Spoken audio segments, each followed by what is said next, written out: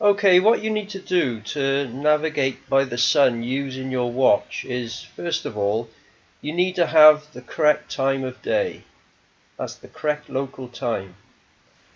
Then what you need to do is hold the watch horizontal and point the hour hand at the sun.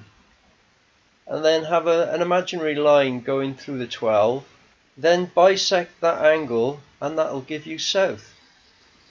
Now in the southern hemisphere, what you need to do is point the 12 at the sun and have an imaginary line going through the hour hand and beyond, and bisect that angle, and that will be north.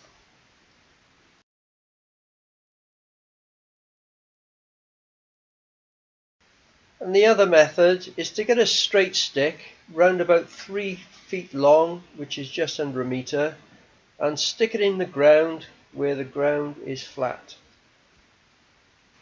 And where the stick is casting a shadow, mark the end of the shadow with a stone.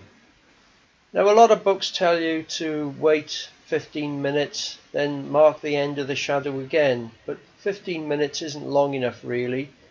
If you waited 15 minutes, you'd mark the end of a shadow with a P. The sun won't move that much, so I think it's best to wait about half an hour, even up to an hour if you don't mind waiting that long. So after the time have lapsed, mark the end of the shadow with another stone. Then put the front of your foot by the one stone and the front of your other foot by the other stone, with the stick somewhere in front of you, and you will be facing south. Now looking at this setup, it's probably been done about 10 or 11 o'clock in the morning. Now if you use exactly the same method again in the southern hemisphere, you would be facing north.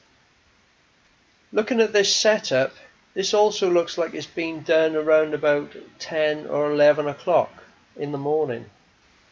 You need to bear in mind that in the southern hemisphere, the sun sweeps across the sky from right to left, and in the northern hemisphere, it's left to right.